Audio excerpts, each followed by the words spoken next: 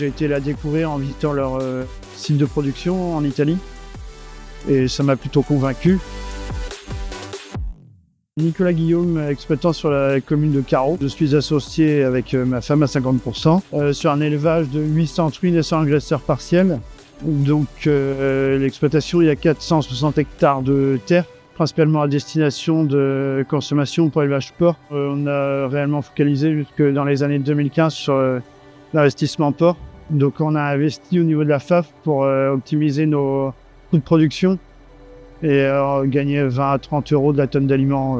On a d'abord fait tous nos systèmes de stockage et après on a investi dans du matériel de récolte et par la suite tout ce qui est matériel d'épandage.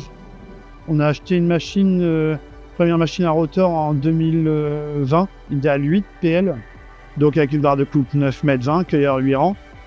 Donc on a renouvelé cette machine-là pour passer sur un modèle supérieur, idéal 9 PL.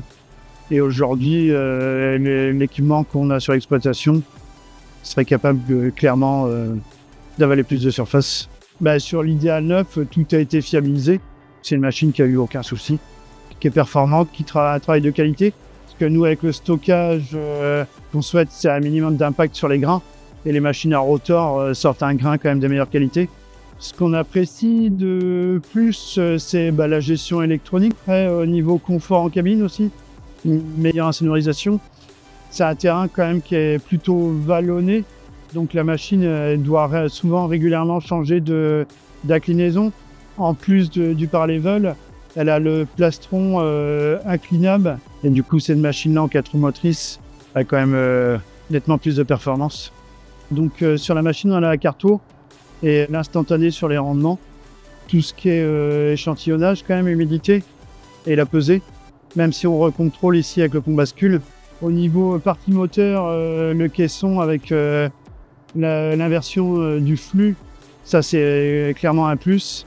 Et tout ce qui est partie graissage, on va dire journalier, ça se résume à, on va dire, 5 à 10 graisseurs jour. Et le reste, quand c'est fait une fois par semaine, ça lui suffit. De consommation de gasoil à l'hectare sur des bons volumes de paille avec donc la barre de coupe de 10,60 m.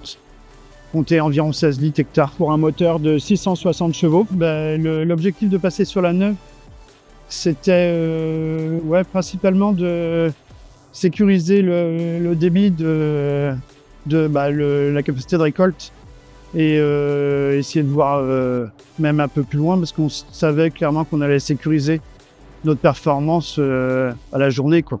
La machine aujourd'hui est bien dimensionnée par rapport à nos capacités de stockage, les débits instantanés qu'on a sur l'installation.